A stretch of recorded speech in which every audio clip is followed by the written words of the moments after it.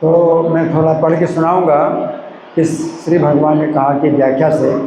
यहाँ पर श्री कृष्ण कह रहे हैं कि सभी जीव श्री कृष्ण के विभक्त अंश हैं। सभी जीव श्री कृष्ण के विभक्त यानी भिन्न अंश हैं। कोई भी जीव श्री कृष्ण के साथ पहले एक नहीं था। कोई भी जीव श्री कृष्ण के साथ पहले एक नहीं था और ना ही कोई जीव श्री कृष्ण के साथ एक हो सकेगा। हम भगवान के साथ एक नहीं हो सकते, हम विभक्त हैं, ठीक है ना।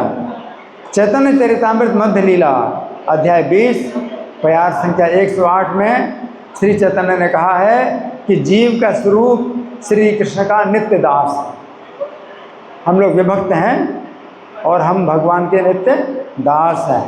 ये बात समझने की है कि जिस समय जीव श्री कृष्ण के सनातन सेवक के रूप में अपने स्वरूप को भूल जाता है, उस समय वो माया के पास में फंस जाता है। जीव मूलतः श्री कृष्ण का दास है, किंतु जीव अपनी स्थिति भूलकर भौतिक शक्ति में स्थित है।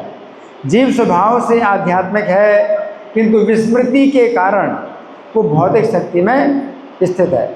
अतः वो या तो भौतिक शक्ति में या फिर आध्यात्मिक शक्ति में रहने में समर्थ है और इसलिए तटस्था शक्ति कहलाता है। तटस्था स्थिति में होने के कारण कभी कभी वह बाहरी शक्ति माया से आकृष्ट होता है, तो ये उसके लिए भौतिक जीवन का प्रारंभ है।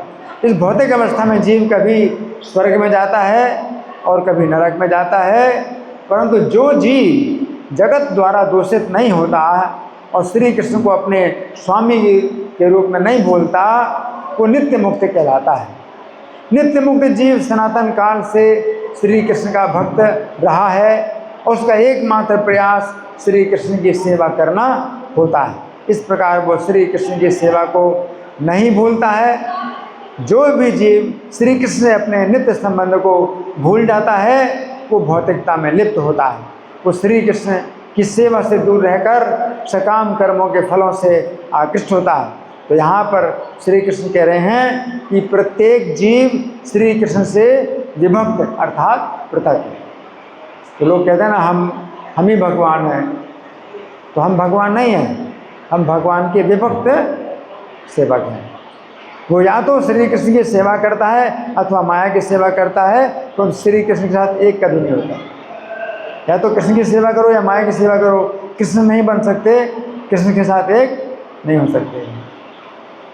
यहाँ पर श्री कृष्ण कह रहे हैं कि सात्विक ज्ञान के द्वारा हमें सभी विभक्त जीवों के साथ रहने वाले एक ही अविभक्त ईश्वर के दर्शन होते हैं। तो गीता 13:17 में श्री कृष्ण कहते हैं, यद्यपि परमात्मा समस्त जीवों के साथ रहते हुए विभाजित प्रतीत होता है, परंतु वो विभाजित नहीं है। ये बात समझने की है कि प्रत्येक जीव के साथ श्री कृष्ण परमात्मा के रूप में इस प्रकार स्थित हैं मानो वे विभक्त हो। अपने चिंत शक्ति के ही द्वारा श्री कृष्ण प्रत्येक जीव के साथ अविभक्त होते हुए भी विभक्त के समान स्थित हैं। प्रत्येक जीव को श्री कृष्ण हृदय में स्थित होकर आवश्यक स्मृति प्रदान करते हैं, ताकि जीव अपने पिछले जीवन की इच्छाओं के अनुसार भोग कर सके। गीता 15:17 में श्री कृष्ण कहते हैं कि वे ही उत्तम पुरुष हैं। कौन है भगवान? उत्तम पुरुष हैं, क्योंकि वे ही अविनाशी ईश्वर हैं और प्रत्येक जीव के साथ रहते हुए उनका पालन करते हैं। उक्त श्लोक के तात्पर्य में श्रील प्रभुपाद लिखते हैं, असंख्य जीवों के नियंता, जिनमें से कुछ बद्ध हैं और कुछ मुक्त हैं, एक परम पुरुष है जो परमात्मा है। उपनिषद का मंत्र इस प्रकार है, नित्यो नित्यानाम चेतनश्चेतनानाम। सारांश ये है कि बद्ध तथा मुक्त दोनों प्रकार के जीवों में से एक परम पुरुष भगवान हैं, जो उन सब का पालन करते हैं और उन्हें उनके कर्मों के अनुसार भोग की सुविधा प्रदान करते हैं। वे भगवान परमात्मा के रूप में सभी के हृदय में स्थित हैं। जो बुद्धिमान व्यक्ति उन्हें समझ सकता है वही पूर्ण शांति लाभ कर सकता है, अन्य कोई नहीं। तो यहाँ पर श्री कृष्ण कह रहे हैं कि सात्विक ज्ञान के द्वारा हमें सभी विभक्त जीवों के साथ रहने वाले एक ही अविभक्त ईश्वर अर्थात श्री कृष्ण के दर्शन होते हैं।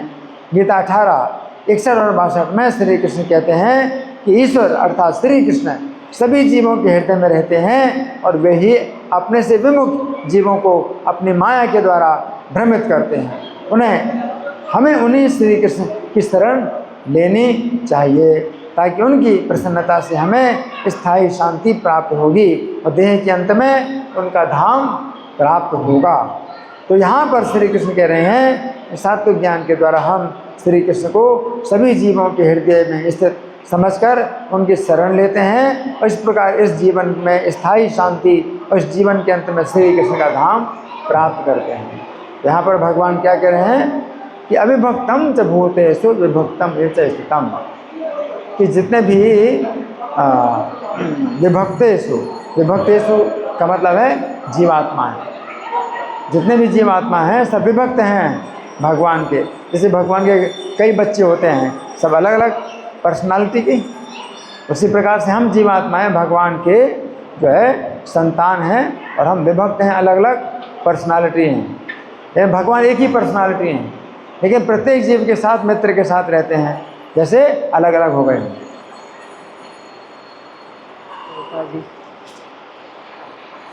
तो उनकी भगवान की ऐसी शक्ति है कि अपना विस्तार कर सकते हैं, हमारी शक्ति नहीं है।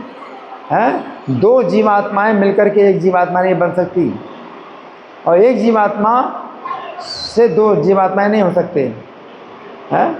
लेकिन भगवान अपने को इस प्रकार से विस्तार करते हैं कि प्रत्येक जीवात्मा के साथ अलग अलग परमात्मा जैसे रहते हैं, कि जैसे अलग अलग मित्र हैं।